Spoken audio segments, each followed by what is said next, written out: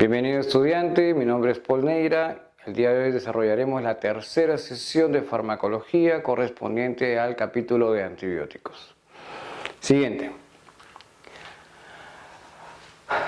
Un antimicrobiano viene a ser una sustancia capaz de actuar sobre los microorganismos. La idea es inhibir o destruir su población una vez que haya infectado un tejido en el cuerpo humano.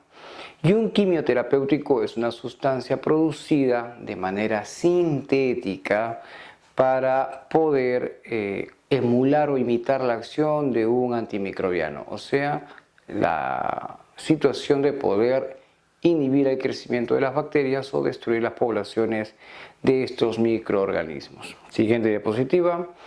Un antibiótico viene a ser entonces una sustancia producida por el metabolismo de organismos vivos, que dentro de ellos tenemos básicamente a los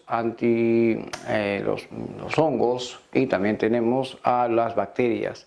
La idea es que cierto tipo de hongos y cierto tipo de bacterias produzcan ciertas sustancias que nosotros utilizamos como antibióticos, ¿no? O sea, son organismos vivientes que tienen esa propiedad de inhibir el crecimiento o destruir algunos microorganismos. Entonces, estos antibióticos se clasifican bajo ciertas categorías. Según su efecto, un antibiótico puede ser bacteriostático, o sea, la capacidad de poder inhibir el crecimiento de las poblaciones bacterianas, o puede ser un bactericida que en primera instancia destruye las bacterias de forma inmediata. Según su espectro bacteriano, los antibióticos pueden ser de espectro reducido, solamente atacar a una pequeña población de bacterias de forma específica, o también puede ser de amplio espectro, atacar distintos tipos de grupos bacterianos. En este caso pudiesen ser bacterias gram positivas, gram negativas o incluso gérmenes anaerobios. Siguiente. Según su mecanismo de acción, que es otra forma de categorizar a los antibióticos, también debo mencionar que aquí tenemos antibióticos o también conocidos como agentes que inhiben la síntesis de la pared celular, agentes que alteran la función de la membrana celular, agentes que inhiben la síntesis proteica. Siguiente. Agentes que bloquean la síntesis del ácido fólico y agentes que inhiben la función de los ácidos nucleicos. Entonces, tenemos a una bacteria y la bacteria tiene distintas formas de poder ser atacada. A través de su pared celular, a través de su membrana celular, a través de su ADN, a través del ácido fólico, que es un suministro de energía que tienen las mismas bacterias, o a través de la síntesis proteica también. Entonces, en este gráfico ustedes pueden apreciar una bacteria flagelada, una bacteria con muchos plásmidos y pilis que vienen a ser mecanismos de adhesión de este germen a los tejidos o a las células del cuerpo humano. En una capa roja van a apreciar la pared celular, en una capa verde amarilla la membrana celular. Internamente, de forma vegetante, una imagen donde vamos a contemplar el ADN, y también otras estructuras intracelulares que participan también del suministro de energía de la bacteria. Entonces los antibióticos pueden actuar a diferente nivel, según sea el caso y según sea su clasificación. Siguiente. Una función de la membrana celular es de permitir el intercambio de sustancias del medio externo con el medio interno. Entonces, al ser la membrana celular un limitante de una bacteria, este también puede significar un mecanismo o un punto donde se puede combatir a las mismas utilizando ciertos antibióticos, como por ejemplo la polimixina, como ven ustedes en el gráfico que aprecian en la diapositiva siguiente. Cuando hablamos de dianas para la acción antibacteriana, nosotros hablamos de los puntos donde el antibiótico tiene que actuar, generando de manera eficaz y eficiente los mecanismos para que estos puedan ser destruidos, ¿no? Entonces, un antibiótico o un antimicrobiano inteligente es aquel que se puede utilizar y que va a cumplir funciones dentro del organismo, causando daño solamente a la bacteria a través de un punto específico dentro de la misma. Siguiente. Dentro de la síntesis de la pared bacteriana nosotros vamos a encontrar a gran cantidad de antibióticos, betalactámicos, glucopéptidos, la misma vancomicina, la tecoplanina, la cicloserina y la bacitracina, ¿no? Distintos tipos de antibióticos o grupos farmacológicos que van a ayudar a destruir a las bacterias a través del ataque que existe directamente sobre la síntesis bacteriana. Si hablamos de antibióticos que van a actuar directamente sobre la síntesis proteica bacteriana, tenemos entonces a los aminoglucósidos, también tenemos a las tetraciclinas, tenemos al clorafenicol, las lincosamidas, los macrólidos y el ácido fusídico. Siguiente, dentro de los antibióticos que actúan sobre la síntesis de ácidos nucleicos tenemos al ácido nalidíxico, a las quinolonas y a la rifampicina. Siguiente. Dentro de la síntesis del ácido fólico nosotros vamos a tener básicamente a las sulfas, ¿no? Y dentro de las sulfas a las sulfamidados y a la trimetropina también. Siguiente. Hablemos ahora de los inhibidores de la síntesis de la pared bacteriana. Aquí tenemos varios grupos farmacológicos, ¿no? Tenemos los betalactámicos, que por ejemplo es un gran grupo de medicamentos antibióticos que actúan directamente sobre la pared, ¿no? Conocidos con este nombre, categorizados y agrupados con este nombre, donde vamos a encontrar a las penicilinas, las cefalosporinas, los carbapenémicos y los monobactámicos. Esos grupos antibióticos obviamente pertenecen a los betalactámicos y son los que actúan directamente sobre la pared celular. Igualmente tenemos otro grupo de antibióticos que vienen a ser los glucopéptidos y dentro de ellos tenemos a la bacitracina, la tecoplanina y también la vancomicina, antibióticos que también actúan sobre la pared celular, destruyéndola y favoreciendo obviamente la degradación de la bacteria, ¿no? Entonces empecemos a desagregar cada uno de estos grupos farmacológicos con la siguiente diapositiva. Siguiente. Primero hablemos de las penicilinas. Sabemos que las penicilinas son los primeros antibióticos descubiertos por los científicos. Se sintetizó la penicilina a partir de un hongo, ¿no? Y esto permitió pues obviamente que empiece la era de la destrucción bacteriana, ¿no? Entonces un científico descubrió obviamente a una especie de agente macroscópico que se llamaba penicilinum, del cual obtuvo una molécula que sintetizaba, ¿no? Para poder evitar su contaminación, y este tipo de sustancia química llamado penicilina obviamente fue el primer antibiótico que el ser humano utilizó. Entonces clasifiquemos a las penicilinas. Primero tenemos las penicilinas de primera generación, donde obviamente vamos a encontrar aquellas penicilinas ácidos sensibles, que todos son de administración parenteral. Las hay de acción rápida y también las hay de acción lenta, ¿no? Si es de acción rápida significa pues que obviamente necesitamos más dosis en el día, mientras que las de acción lenta son fármacos que circulan más tiempo en sangre y que por lo tanto se utilizan menos veces en el día. Dentro de las penicilinas dentro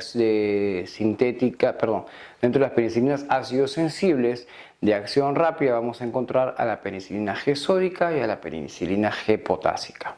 Primeros antibióticos que obviamente el día de hoy ya no se utilizan con mucha frecuencia, ¿no? Y los antibióticos penicilamínicos de acción lenta corresponden al nombramiento, por ejemplo, de la penicilina procaínica, la penicilina clemisol, la benzatínica, la fenoximetilpenicilina o penicilina B y la fenoximetilpenicilina o llamado feneticilina. Entonces, estos fueron los primeros antibióticos que utilizábamos, los primeros antibióticos de los cuales los médicos y los profesionales de salud usaban muy frecuentemente en los primeros años y que combatían rápidamente todo tipo de bacterias. Luego nos acercamos a la segunda generación de las penicilinas. ¿Por qué nacieron estas nuevas penicilinas? Porque las primeras ya comenzaron a tener resistencia. Las bacterias comenzaron a hacerse resistentes a este tipo de medicamentos y por lo tanto necesitábamos utilizar herramientas mucho más potentes. Es así como la industria farmacológica permite pues obviamente el desarrollo de nuevas penicilinas, y aquí obviamente aparecen penicilinas ácido resistentes, ¿no? Entonces encontramos a la meticilina, la naficilina, la cloxacilina, que hasta el día de hoy se utiliza, la dicloxacilina, que también es un antibiótico de piel muy utilizado hasta el día de hoy con mucha eficiencia, la oxacilina, que es un antibiótico eficiente para la celulitis, y la flucoxacilina, que es un antibiótico que prácticamente ya tampoco se utiliza. Entonces, de este grupo farmacológico de segunda generación, la dicloxacilina y la oxacilina son los antibióticos que normalmente con mayor frecuencia se pueden utilizar. Siguiente diapositiva, hablamos entonces ahora de los antibióticos penicilamínicos de tercera generación, o también llamadas penicilinas sintéticas. Entonces, estas penicilinas sintéticas o aminopenicilinas demuestran, por ejemplo, algunos antibióticos que el día de hoy conocemos con mucha frecuencia, como la ampicilina y la amoxicilina. Sin embargo, también utilizamos antibióticos como la vacampicilina, la epicilina, la ciclacilina y la pivapincilina, ¿no? Son medicamentos entonces que definitivamente dentro de los últimos 40 años más o menos han ido apareciendo y que también se siguen utilizando con mucha frecuencia, como la amoxicilina, que hasta el día de hoy se utiliza mucho para las infecciones respiratorias a diferente nivel. Y por último tenemos a las penicilinas de cuarta generación, llamadas penicilinas antiseudomona o carboxipenicilinas. Dentro de estas carboxipenicilinas vamos a tener a la tircarcilina, a la aslocilina, a la meslocilina y la piperacilina, ¿no? Medicamentos que básicamente se utilizan ya a nivel intranosocomial, intrahospitalario, que es muy frecuente llevarlos a utilizarlos también en el caso de pacientes que tienen problemas de tipo ya intranosocomial o infecciones generalizadas de tipo sépticas por incluso pseudomonas. Por último, tenemos algunas combinaciones, ¿no? A lo largo del desarrollo de las penicilinas, las combinaciones también han sido parte de la evolución antibiótica o antimicrobiana, y es por eso que algunas asociaciones en el mercado comercial vamos a encontrar, como el uso, por ejemplo, de la combinación ampicilina más sulbactam, ¿no? La amoxicilina más ácido clavulánico, que es muy común utilizarlas, la ticarcilina con ácido clavulánico también, y la piperacilina con tazobactam. Todos estos medicamentos combinados sirven para poder manejar cuadros respiratorios o infecciones sépticas bastante amplias. Sigamos, siguiente diapositiva, hablemos de las reacciones adversas a medicamentos, famosos RAMS. Estos famosos RAMS hablan acerca de una palabra muy puntual que viene a ser la hipersensibilidad. ¿Y qué cosa es la hipersensibilidad? Una serie de manifestaciones clínicas y físicas que obviamente el paciente va percibiendo y va notando, como por ejemplo el prurito, que es la picazón, o la urticaria, que significa la aparición de abones en el cuerpo, que no son otra cosa que las famosas ronchas rojas que pican con mucha intensidad una vez utilizado cierto grupo de antibióticos pertenecientes a las penicilinas, ¿no? La fiebre también es una forma de hipersensibilidad. El shock anafiláctico, que vendría a ser los cuadros más severos, como por ejemplo la obstrucción de la vía aérea, un paro cardiorrespiratorio, un trastorno con secuestro vascular, ¿no? Y los famosos angioedemas o edemas angioneuróticos, donde hay retención o secuestro de líquido a nivel de la lengua, de la glotis, de la laringe o incluso de los párpados. Siguiente diapositiva. Hablemos también que esta hipersensibilidad despierta algunas circunstancias como la enfermedad del suero, ¿no? La famosa anemia hemolítica, hay hemólisis que también se producen por el uso de antibióticos, sobre todo por penicilinas, y los síndromes de Stevens-Johnson, donde hay destrucción de las mucosas respiratorias y los orificios mucocutáneos también. Siguiente. Otro tipo de reacciones adversas medicamentosas corresponden, por ejemplo, a las convulsiones, las aracnoiditis, la irritabilidad neuromuscular. Entonces hay muchas veces donde los antibióticos pueden ser factores predisponentes a desarrollar problemas neurológicos, ¿no? Hematológicas también, respecto al tema, por ejemplo, de la disminución de células blancas, como las leucopenias, y específicamente dentro de las leucopenias, las neutropenias y la trombocitopenia. Entonces puede llegar a haber sangrado por el uso de antibióticos en personas que son susceptibles obviamente a los efectos secundarios. Siguiente. Otros trastornos que se generan con las reacciones adversas son los problemas electrolíticos, ¿no? Donde hay sobrecarga de sodio con una retención de líquido, como mencionamos, que se transcribe o se traduce en los famosos angioedemas, la sobrecarga de potasio y la hipocalemia, o sea, la disminución de potasio. Siguiente. Otros problemas más frecuentes, menos severos, son por ejemplo las náuseas, los vómitos, las diarreas por el barrido de flora intestinal, las famosas tromboflebitis, ¿no? Que es formación de coágulos a nivel de las venas, la sobreinfección también, porque al disminuir las defensas generan también sobreinfección, y también la famosa colitis pseudomembranosa, que son problemas que tienen muchos antibióticos, ¿no? Sobre todo, por ejemplo, el uso de clindamicina. Siguiente.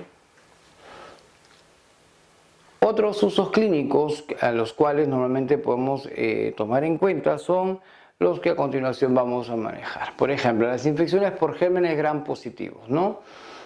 Dentro de las afectaciones por gram positivos debemos incluir a todas las infecciones por vías respiratorias, bronconeumonías, las meningitis neumocócicas, las amigdalitis y las faringitis. Entonces, estas infecciones, debido a gérmenes gram positivos, pues obviamente son muy frecuentemente manejados por antibióticos, ¿no? Siguiente, tenemos también infecciones por gérmenes gram negativos como la gonorrea y la meningitis, ¿no?